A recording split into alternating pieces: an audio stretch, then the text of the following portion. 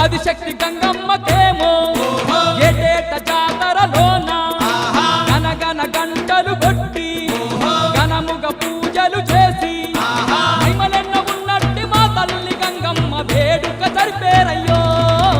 గంగమ్మ తిరునాళ్ళు రన్నో బొబ్బయ్య కోటి భక్తులు రా, రత్నాల గంగమ్మ మొక్కులు తీర్చగ బయలెల్లి వచ్చేరురా.